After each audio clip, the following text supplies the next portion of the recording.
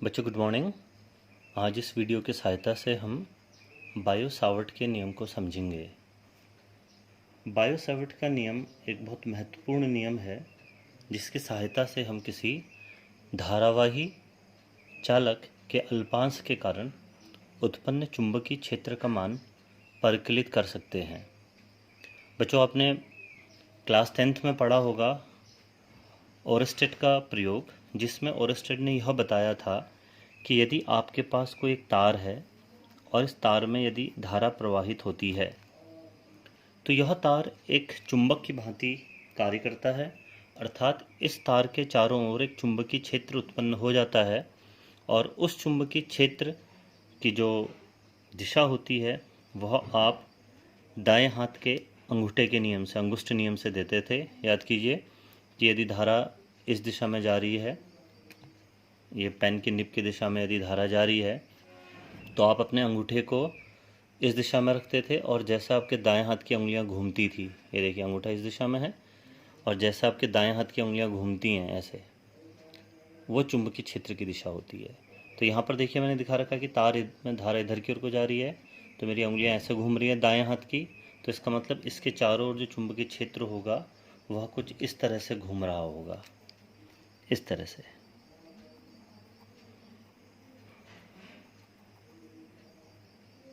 तो यह ओरस्टेड का प्रयोग था जिसमें उन्होंने यह बताया था कि किसी भी धारावाही चालक के चारों ओर एक चुंबकीय क्षेत्र उत्पन्न होता है। बायो सावर्ट के नियम से हम इस चुंबकीय क्षेत्र का मान ज्ञात करते हैं कि यह चुंबकीय क्षेत्र का मान कितना होता है। तो माना आपके पास कोई एक धारावाही तार है जिसमें आई धारा प्रवाहित हो रही है। इस तार का मैंने एक छोटा सा भाग लिया है, अल्पांश, बहुत छोटा सा भाग dl। माना मुझे इस dl से r दूरी पर, ये देखिए dl से r दूरी पर कोई बिंदु P है जहाँ पर मुझे चुंबकीय क्षेत्र परिकलित करना है। माना यह कोण थीटा है जो dl और r के बीच का कोण है। तो बायो सावर्ट का नियम यह कहता है कि इस अल्पांश के कारण P पर जो चुंबकीय क्षेत्र है dB, D मतलब चूंकि मैंने बहुत छोटा सा अल्पांश लिया है तो अतः चुंबकीय क्षेत्र भी dB है। इस छोटे से अल्पांश के कारण छोटा सा चुंबकीय क्षेत्र dB, यह समानुपाती होता है I के, यह समानुपाती होता है dl के, यह समानुपाती होता है साइन थीटा के। थीटा आई डी एल और आर के बीच का कोण है, देखिए यहाँ पे। और डी बी व्युत्क्रम अनुपाती होता है आर स्क्वायर के, इस दूरी के वर्ग के व्युत्क्रम अनुपाती होता है। इन सबको यदि हम मिला के लिखें तो हम ये लिखते हैं कि डी बी समानुपाती I D L sine theta upon R square.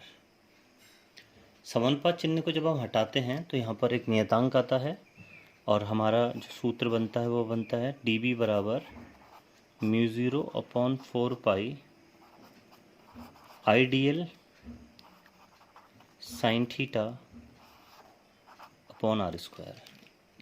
तो यह जो नियम है, यह जो सूत्र बना है, यही सूत्र बायो सावर्ट का नियम कहलाता है। dB जो चुंबकीय क्षेत्र है वो धारा के समानुपाती है, अर्थात धारा जितनी अधिक होगी, धारा का मान जितना अधिक होगा dB भी उतना अधिक होगा। dB इस अल्पांश की लंबाई के समानुपाती है, dB साइन थीटा के समानुपाती है, जहाँ थीटा आईडीएल और आर के बीच का कोण है, और dB इस दूरी के वर्ग के व्युत्क्रम अनुपाती है। यह जो μ0 अपॉन 4 पाई है यह एक नियतांक है, इसका मान होता है 10⁻⁷ टेस्ला मीटर पर एम्पियर। देखिए इसको हम समझते हैं कि यह, इसकी यूनिट कहाँ से आई। देखिए dB जो चुंबकीय क्षेत्र है इसका मात्रक होता है टेस्ला, चुंबकीय क्षेत्र का मात्रक होता है टेस्ला। तो यहाँ पर आ गया टेस्ला, ये म्यू 0/4 है। आई का जो मात्रक होता है एम्पियर होता है। डीएल का मात्रक मीटर है, लंबाई है, और यह भी दूरी है, तो इसका मात्रक मीटर स्क्वायर हो गया। साइन थीटा एक विमाहीन राशि है, इसकी कोई मात्रक नहीं होता।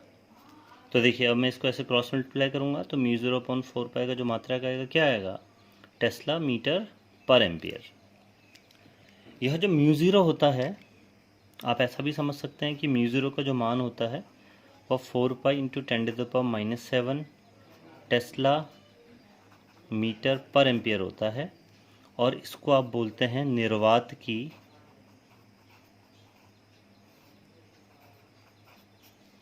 चुंबकशीलता। निर्वात की चुंबकशीलता। तो बायोट-सैवर्ट नियम में जो यह म्यू 0 कांस्टेंट आया है, इसका मान होता है 4π × 10⁻⁷ टेस्ला मीटर पर एम्पियर, और इसको आप बोलते हो निर्वात की चुंबकशीलता। निर्वात की चुंबकशीलता वर्ड इसलिए प्रयुक्त हुआ है क्योंकि जो म्यू 0 है उसका मान माध्यम पर निर्भर करता है। यदि मैं यहाँ पर निर्वात की जगह जो P बिंदु है यह निर्वात में है, यदि यहाँ पर निर्वात न होकर कोई माध्यम होता तो हम यहाँ पर फिर जैसे हम लोग विद्युत वाले चैप्टर में करते थे, आपने पढ़ा होगा, वहाँ पर एक कांस्टेंट था एप्सिलॉन, जिसको आप बोलते थे निर्वात की विद्युतशीलता। और अगर वो एप्सिलॉन 0 होता था तो निर्वात की विद्युतशीलता होती थी, और एप्सिलॉन m होता था तो वह किसी माध्यम की विद्युतशीलता होती थी। तो उसी प्रकार से यह जो म्यू 0 है यह निर्वात की चुंबकशीलता है। अगर निर्वात न हो के कोई माध्यम होगा तो हम उस माध्यम की चुंबकशीलता का प्रयोग करेंगे, जिसका मान फिर उस माध्यम पर निर्भर करेगा कि वो माध्यम कौन सा है। तो इस प्रकार से यह बायोट-सैवर्ट का नियम है।